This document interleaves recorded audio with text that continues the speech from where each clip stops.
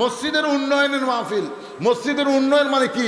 মসজিদ দোতলা তেতলা করা না, মসজিদ টাইলস ফাইল দিয়ে সুন্দর করা না। মসজিদের উন্নয়ন হলো মুসল্লি কালেকশন করা। ধরে কোন কথা ঠিক কিনা? আজকে যদি ফজরে সব মুসল্লি মসজিদে জামাতে নামাজ পড়ে, এরকে মাহফিল করা সার্থক হয়ে গেল। আর যদি ওয়াজ শোনার পরে মুসল্লি কমে যায়, যতই সুন্দর করে মসজিদ তৈরি করেন।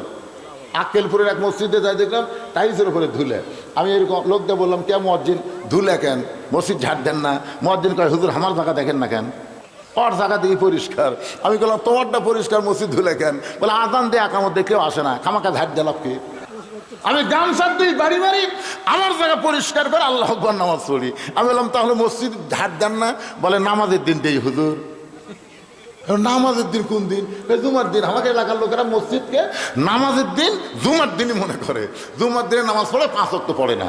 আমি আপনাদের মসজিদ উন্নয়ন যারা মাহফিল করতেছেন তাদের অনুরোধ করব, মুসল্লি বাড়ানোর চেষ্টা। মসজিদ শুধু সুন্দর করলে হবে না, আমাদের মুসল্লির দরকার। ধরে কোন কথা ঠিক কিনা? আল্লাহ আজকের মাহফিল কবুল করুক, যারা মাহফিল কমিটি তাদেরকে আল্লাহ কবুল করুক।